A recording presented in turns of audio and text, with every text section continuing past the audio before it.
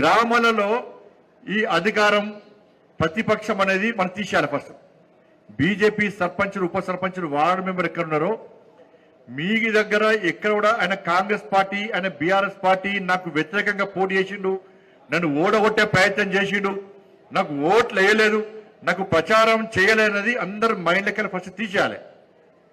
గ్రామంలో 5 సంవత్సరాలు మీరు ప్రశాంతంగా సర్పంచ్గిరి చేయాలంటే మీరు అందరితో కలిసి మెలిసి ఉండాలి. అందరు మీకెందుకు మనకెందుకు చేస్తారు సపోర్టు? ఎవరు వ్యక్తులు వాళ్ళకు ఉంటారు, ఎవరు మనుషులు వాళ్ళకు ఉంటారు, ఎవరు అభిమానం వాళ్ళకు ఉంటుంది.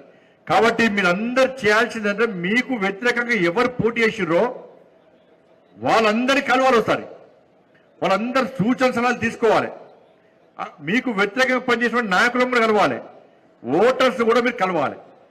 కలిసి మీ యొక్క మంచితనాన్ని చూసిన తర్వాత మీ మర్యాద చూసినాక అరే నేను ఓటు అయ్యాక తప్పు చేసినా, నేను ఓటు వేస్తే బాగుండేది, నా ఓటు వేస్ట్ చేసుకున్నా, చెప్పండి నా ఓటు వేస్ట్ చేసుకున్నా, పోటీ చేసే అభ్యర్థులు కూడా అబ్బా నేను వట్టిన పోటీ చేసిండు, ఆయన మంచోడు, ఇంత మంచి మర్యాదస్తుడు, ఇంత మంచోడు, ఇంత మంచి ఆలోచన మీద నేను ఎందుకు పోటీ చేసిన, పోటీ చేసి తప్పు చేసినా అనే ఫీలింగ్ రావాలి.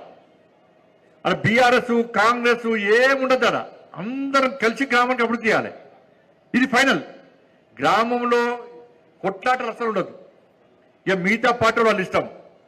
భారతీయ జనతా పార్టీ సర్పంచులు, ఉప సర్పంచులు ఉన్న కాడ, వార్డు ఉన్న కాడ ఎక్కడ కూడా ఘర్షణ వాతావరణం అసలే గ్రామాల్లో ఉండద్దు. మనకు పోటీ ఎవ్వరు కాదు.